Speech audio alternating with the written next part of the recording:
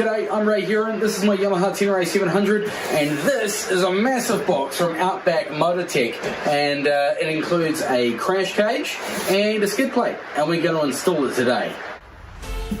We're going to start on the right hand side of the bike by removing the two 6mm hex key bolts and the 17mm chassis bolt. The right hand lower crash bar can now be fitted with the two 6mm bolts included in the kit and the new 17mm chassis bolt up front. Don't forget your washers. Do everything up loosely so you can get the placement right. The lower mount is a clamp with two nuts, washers and bolts. Now moving round to the left hand side of the bike, we install the lower crash bar with the same hardware and the same method as the right hand side of the bike. In the kit are all the bolts you'll need, so everything you remove can go in a Ziploc bag and put on your shelf for later.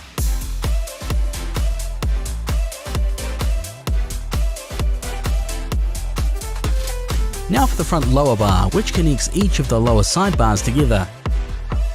It is possible to put this on upside down, and it will foul on the exhaust if you do so check your orientation. There are two nut washer bolt sets for each side.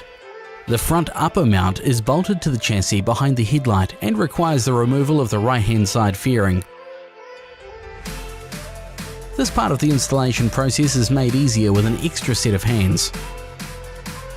Reinstall the fairing, and you're ready to start placing your upper crash bars. The rear mount is a clamp system with two nut washer bolt sets, while the center two bolt holes need to be lined up, and the front eyelet located over the stud attached to the front center mount we installed earlier.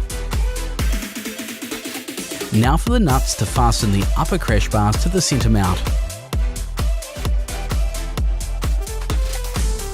And there you have it, the Outback Motortek crash bar system, and we think they'd be the perfect place to mount a camera or auxiliary lights.